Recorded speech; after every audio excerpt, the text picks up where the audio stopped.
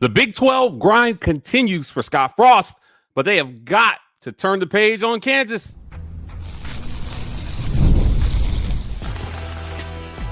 You are Locked On UCF, your daily podcast on the UCF Knights, part of the Locked On Podcast Network, your team every day.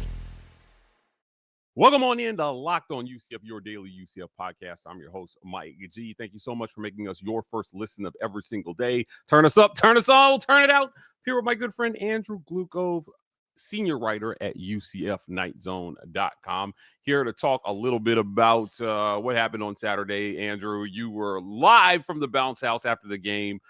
Great job on the reporting there coming from the press conference, my friend. But I did want to give you a chance to kind of get your final download on what Saturday was for you. And then we're going to talk about the quarterback situation in Orlando here moving forward and how UCF potentially finds some consistency on offense moving forward. Let's start at the top here. Final thoughts on the Kansas game. It was a winnable game. And certainly there were some learnings in there, I think, for Scott Frost and his squad. But as you're trying to continue to build culture, Andrew, and build a winning mindset so you can avoid the types of third quarters like what UCF had. It was a bad third quarter that essentially they were unable to recover from. Should be noted, your quarterback did go down again for a second week straight in a game that you lost again. I don't think Fancher did a bad job in relief of Tavin Jackson. I still feel like Taven's the better quarterback here, the more consistent quarterback here. Talk to me about your takeaways from this game on Saturday and what feeling you have now that you've had, at least half a day to digest it. Days. Hold on, wait. Start over. You were muted. Back in the pre-George O'Leary days, we used to have a term called UCF in the game, where because UCF had all these near misses against larger schools, Georgia, Auburn, to name a few, Georgia Tech, Ole Miss. I mean, just a number of very close but no cigar loss. Penn State, and the thing was, UCF kind of had the chance, and they would always fall short for one reason or another. This is just like that, where they had this game. They could have put it away, and they found a way to just kind of fall apart and lose it. And, this is a very talented team. I think the problem is it's mental. They don't know how to win. You beat North Carolina. Those are bad teams. You're playing against a better team. You have to have that killer mentality. And they didn't have it. You're up 2 scores. You have a chance to be up 3 scores. That's when you really got to, press that gas pedal down and finish the job. And they didn't. They allowed Kansas to get back into it. Jalen Daniels had such nice touch on his deep passes. I mean, they were just absolutely gorgeous. And UCF just could not get out of their own way in the second half. And you could point the fingers in a lot of places. Towards the end of the game, play calling was just absolutely atrocious. And Scott Frost admitting, hey, that falls on me. That's what he said. And it's true. It does fall on Scott Frost. Yeah. He's the one calling the plays. The last sequence was absolutely terrible. And it's not fair to these guys who put a lot of effort into this, drag themselves out of a bad momentum hole, going into the fourth quarter. Tavin Jackson knocked out, Fancher's in. He's still kind of beating off the rust a little bit, getting into that fourth quarter. And you had no momentum, but the role switched. We talked about the -1 yard of offense by UCF in the third quarter. They held Arizona. They held Kansas to 12 in the fourth quarter. I mean, they shut down the Jayhawks offense. It is the fact they just could not convert that into any points. They've had multiple opportunities that they went down the field, and for one reason or another, either it was penalties or bad play call, it was one thing or another, they just kept shooting themselves in the foot. That's mental. That shows that the winning mentality is just not there. That can be taught, but sometimes you need something to kind of kickstart it, and they haven't found it yet. but this season's not over yet. Yeah. That's only game 5 of 12. They've got 3 wins. We expected in the range between 6 and 7. It can be done, but they're going to have to pull off an upset somewhere. That was a great opportunity, and they dropped the ball. Yeah, it was a really good opportunity for to steal a win. I think that in the preseason, nobody would have thought they would have gotten. But I do want to note here, one of the keys to the game, you talked about the touch on Jalen Daniels' deep balls. And, coming into, we knew this about him coming into this game. Big, very boom or bust kind of quarterback. And you had to take away the boom if you expect to beat Kansas. They talked about during the broadcast about how much of their offense he is. And he's everything. Yeah, he is everything. Now, he only 1 of 4 on passes of 20 more yards in this game. So UCF limited him somewhat, but there were some big throws in there just short of 20 yards. He was able to make scrambling around and finding guys downfield that were a little demoralizing, I think. Now, UCF had the bad third quarter, but the defense had the good fourth quarter, as you mentioned. We didn't talk about this in the post game, but UCF actually outgained Kansas in this game in total yards by just under 20 yards in this one. They definitely outdid them on the ground to the tune of almost 200 yards rushing. This run game is remarkably boom or bust. Like it is. They were absolutely running at will in the first half, but again, a tough third quarter kind of put them behind the 8 ball, and then with Taven going out, it was tough. And then, but the stat that has to improve if you expect to beat Cincinnati is third down conversions. Only 4-15 on third downs in this game. Now, they only allowed 3 of 11 to Kansas, but you are not good enough to only convert 4 of 15, even if you're only allowing 3 of 11 and expect it to win. So they've just got to tighten the belts here. Again, a one-score game. This was a one-score game. This we're moving past it, but we talked about this on the post game. You had 3 chances to tie this game in the fourth quarter. Really good chances from just about midfield. Got all the way down to the one-on-one of them and just couldn't get it done. I'm always happy to hear the head coach take the responsibility for play calling and the situational nature of how that affects the outcomes of games. I love it when the head coach wears it and doesn't put it on his players, because certainly I think the players did. They just needed that one more. They were one good play call away from winning this game. And there were one bad result as well. The difference in this game was the Jackson fumble. That was it. Yeah. You set the ball up at the 2-yard line. What do you expect is going to happen? I mean, the defense statistically that hits them, you can't put that on the defense. Yeah, but you wear that on the offense for sure. Yeah, I agree with that 100%. The O-line wears that. This O-line, man, I'm telling you, they've got to find a way to help these guys out some, because then the positions they're being in, Fancher got hurt in game 1. Now Taven gets hurt again with a guy just having a free rush at the quarterback. He didn't even move. Yeah, he just stood there and just took it, and that was a shot. That non-throwing shoulder took all of it. I mean, that looked painful, and I had a little PTSD from my own shoulder injuries. Oh my goodness! Look, prayers up for Taven. Initial X-rays were negative, as you reported after the game. But look, speaking of Taven and Cam, does UCF have some decisions to make at quarterback here after what we saw from Cam Fancher? We'll talk about that next on Locked On UCF. This episode of Locked On UCF is brought to you by our friends at Peloton. Look, Peloton is revolutionizing the exercise game. Peloton is shaping the future of fitness with a brand new Peloton cross-training Tread Plus. Powered by Peloton IQ, it's their most advanced equipment yet, designed to give you real-time guidance in endless ways to move, whether you're running, lifting, or cross-training with your favorite instructors.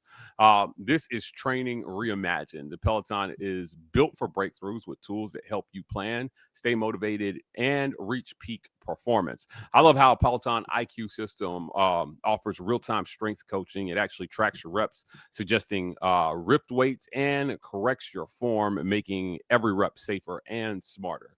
If you started working out at home during the pandemic like me, having a Peloton is a game changer, and having that in-house coaching even more important. So let yourself run, lift, flex, and push forward. Explore the Peloton cross-training Tread Plus today at onepeloton.com.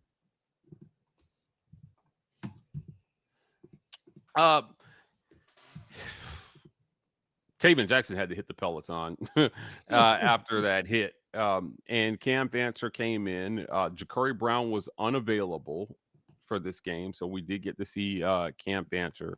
The Knights are thin at quarterback. As a matter of fact, they are near disaster. They are one injury away from disaster at quarterback. And what I mean by that is that there is no depth due to injury. If you don't have two guys in today's college football that can do the job, you are flirting with disaster. Now, we saw how going through four guys last year worked out. Not great, Bob. It worked out great. But I feel like this is a better room than last year's room. You just have to keep guys healthy. We have not seen a ton from Fancher. I thought Fancher did a good job trying to make something out of nothing at times. It was frantic, but again, when free rushers are just coming in the backfield, man, and he's like juking between guys trying to make plays, I'm not sure how much more I expected from him. My question to you, Andrew, and to our listeners is, did Cam Fancher make the starting job if Taven is healthy versus Cincinnati a question? Or if Taven is available, is he the starter? I'm not sure that Taven did anything to lose the job in this game other than getting hurt. But, what are your thoughts, man, on Cam versus Taven? Well, I didn't think he did a whole lot to keep the job either. I was not impressed with Tavin Jackson. He was basically Captain Dink and Dunk. There was no real push. And this is what really helped derail the third quarter. First half, Kansas played a little more of a balanced defense. They respected the pass. The pass wasn't there. They committed fully against the run, and the pass never developed. All these little short throws. 14 of 23 for 97 yards. That's what I expect to see, a rookie in the NFL throw. I don't expect a guy who's had, been, playing college for a couple of years do. I don't expect that. Fancher was 8 of 14 for 79 yards. Sure, he threw for, less yards, but he also threw 9 less passes. Neither were great, but I don't think Jackson really did a whole lot to really solidify himself here. To give Fancher a lot of credit here, he had to Harry Houdini a lot of situations where he should have been tackled for a loss. He basically was running around like a chicken with his head cut off because he wasn't getting great protection and had to, create something out of nothing. And he largely did. Unfortunately, the one time you wish he did, which was, 4th down and goal at the 1, it didn't quite work out that way. But I think Fancher actually played the better game. Even though it was frantic and very stress inducing, he kind of worked with what was given to him, and the offense really didn't give him a whole lot to work with in that second half. So, I don't know, like Jackson had it kind of easy in the first half where, the running game was operating. Myles Montgomery was doing well, had 99 yards in the first half and then ended up with 110 to end the game. So, there was no running game in the second half to really fall back on. So I think Jackson had it easy and didn't really deliver. Fancher had a much higher hill to climb and did more with less. Yeah, look, I agree. I agree with all that. Yeah, I think that ultimately you need Cam Fancher to come along. You do, because you never know when you're going to need him as suddenly as you did in this game. Here it did, I know we're talking about Cam versus Taven, but it was unfortunate that the way they were running the ball, that Jacurri Brown was not available in this game. I thought he would have had a lot to contribute in this one with Taven going out. If you've been able to plug him in and create kind of that, option play action threat, it would have been a lot for Kansas, I think, to deal with the legs of Jacurri Brown in this one.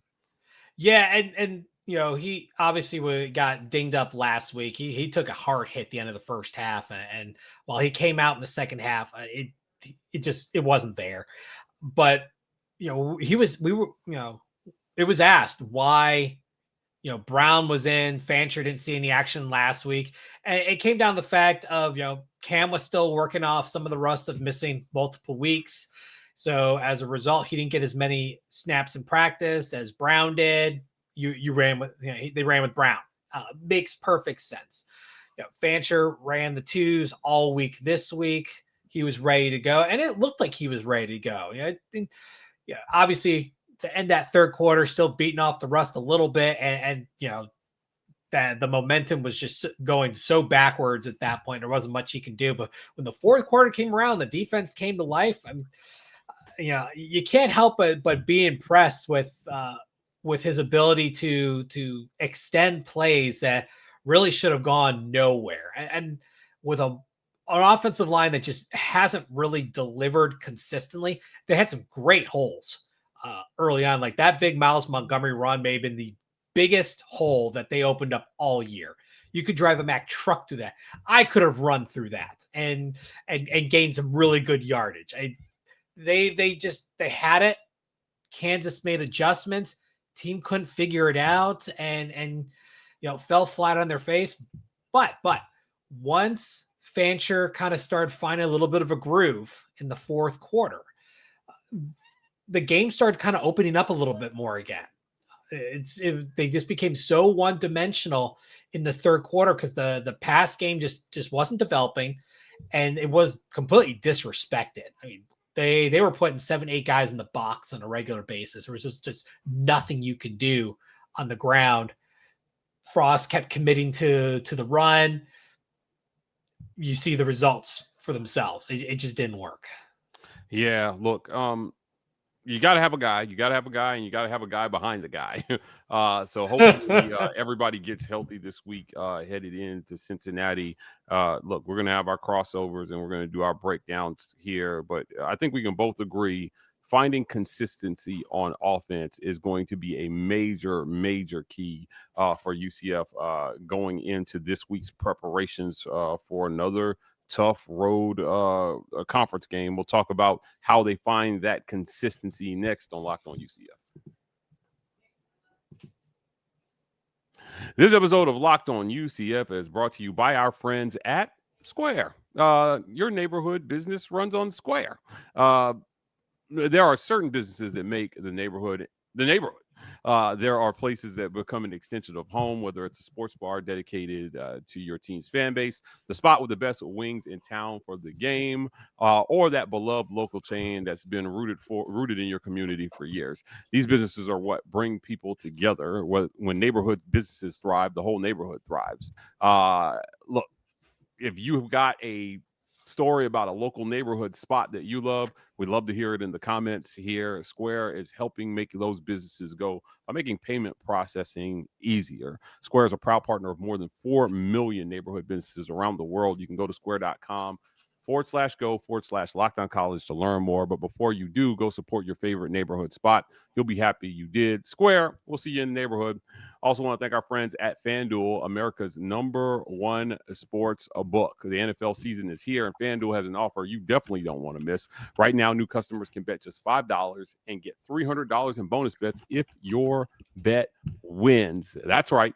Pick a bet, put down $5, and if it hits, you'll unlock $300 in bonus bets to use across the app.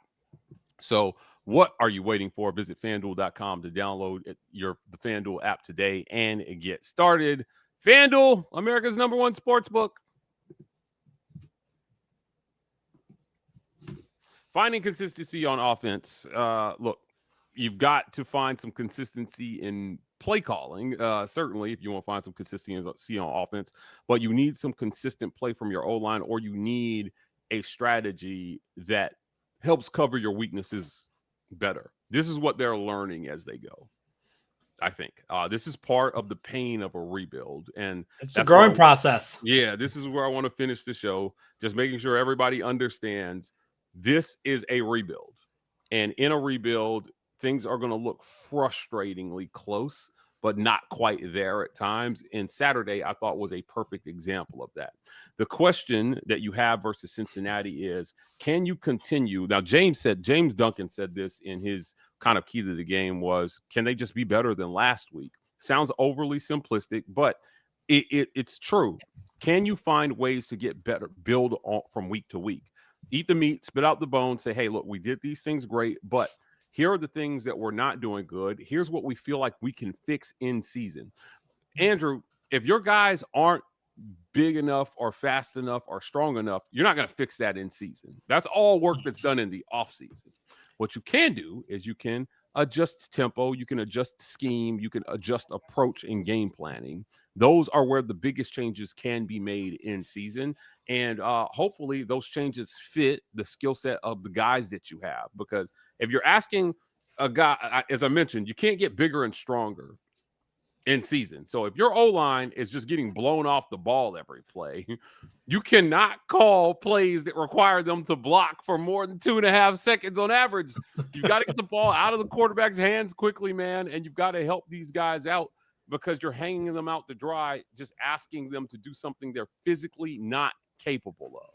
Now, to me, the O-line is the weak link on this team right now, and it's hard, man, when you're losing in the trenches to find consistency in run or pass. But they are doing a decent job in spots on the run.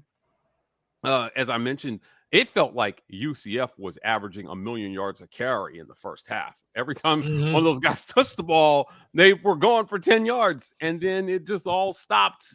And so if they could have kept the ball moving in the third quarter, I feel they could have won the game on Saturday. Can they find some consistency in the flow of it and keep the game moving in the third quarter and the fourth quarter late to win games? I think they can. I think it's possible. I think that there is a version of a Scott Frost system that works with the talent that he has that will net them wins instead of losses. Well, it's mental. A lot of it's mental. And he said, look, if we had a good first drive in the third quarter, this entire game would have been different. They had the momentum at halftime. They had scored, the late field goal to make it a extend the lead. And they got the ball to start the second half. And when you had the 2 dud drives, I mean, that was the end of it. That was it. The defense gave up 2 field goals. That's okay. It was the touchdown was the X factor. But again, we talked about that. You can't blame the defense for a 1-play 2-yard drive. You just can't blame for that. So defense did their job. They held Kansas in check. So you could check certain boxes, things that worked. Scott Frost has been dogged since he left for Nebraska in 1-score games. He always seems to be on the wrong side of these results. They had the 1-score win against Jacksonville State, but that was really playing down to your competition. So that's not one to really be proud of. But in these games where UCF was kind of punching up a little bit, the fact that they kept, they fell short.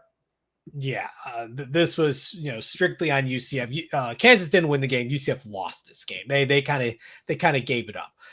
You talk about the rebuild. Yeah, UCF's in a rebuild, and it's not going to be until at least 2026, 2027 when things really turn around. However, we're still in 2025. The season's here. We're in the middle of it. There's we can't just write it off. We have to keep playing the game, and the season is far from over. UCF, they may be 0-2 in conference, but all they need are 3 wins, and they're going to the postseason. It's not that far fetched. Now, Cincinnati is better than anyone anticipated. As far as they took it to Iowa State this past weekend. They looked fantastic. This is a team that we've all seen before. Could UCF, surprise them? Absolutely. They're good enough. It comes down to the mental aspect. I don't know what changed mentally between the second and third quarters, besides the fact that they just couldn't figure out the change in defensive scheme. But this is part of how you become a winner, is you have to learn how to handle this situation. Something doesn't work. Okay, well, let's adjust it instead of, let's, keep doing the same thing over and over again and have a different result. That's insanity. Literally, to kind of put a bow on it, we've seen what this team is capable of when they're able to find a semblance of balance. Yep. And because of the weakness in the quarterback position, we have not seen a lot of it. It's been here, a little bit here. You want to have the pass game respected enough that they don't put 7-8 players in the box and just dare you to throw, because you're all they're going to do is just, you're just going to run the ball and it's not going to work. They want to dare you to throw. Well, okay, take them up on it. You've got those man-to-man, matchups. This is a talented group of wide receivers. You have a guy like Dwayne Thomas Jr., who's great at getting those receiver screens and turn him into something. His entire stat line was yards after catch. I mean, he would catch the ball, and he was the team leader receiver, and it was all from Yak. So you know what? If you have an offensive line that's not going to buy you a lot of time, if you have a defense that's not going to respect the pass and is going to stack the line and crash it, you know what? Utilize those. You got a guy who's good at it. Exploit it. Make them have to respect it. And then that opens up the running channels, because they're going to have to start moving players around. Start carving up a little bit. You can't just do these, 3-yard stop routes and expect to develop a consistency of respect by the defense for your pass game. No, go up top, go 15 yards downfield, dare them, find a way to find a hole, put a little bit of risk in there, but again, we don't get paid the big bucks to make those decisions. Part of that is going to depend on the results of the further tests that Tavin Jackson's going to go under, that Jacurri Brown's going to be under. We've already lost Horace Lockett for the year. We heard about that. He's already had his surgery. He's done. Big loss for the defensive side. Getting those injured players back up to 100% or as close to it is needed.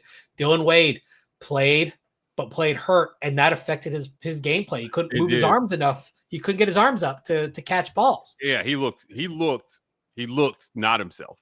He wasn't. Yeah. Now we did talk about the injury report this week. So I did, before we get out here, I did want to mention that again, out for this game was Horace Lockett, Jalen Hayward, Jacoby Good, Caden Peening, the freshman, Jaden Williams. This one hurts, right? Like, man, he is good. And then the number 44, Josh Dorsenville, was out as well too. And then questionable, as you mentioned, was Wade. Almost felt like he was out the way he played. Isaiah Nixon, man, hurts again. He played though, and he did have some good results. He did. Isaiah Reed, Kelly Lawson. These were big time names for UCF that were either questionable or did not play, and they're just not deep enough to sustain these kinds of injuries and finish games. So look, I'm not blaming the loss on injuries at all. It's just a part of it. It's part of it, right? But it should be noted that for a team that is in a rebuild and that lacks depth, these were significant names that hit the injury report for UCF headed into this game with Kansas. So, hopefully they can get a little healthy here in the future. We will continue to do that segment where they release the injury report, I think, like 10 p.m. on Wednesdays.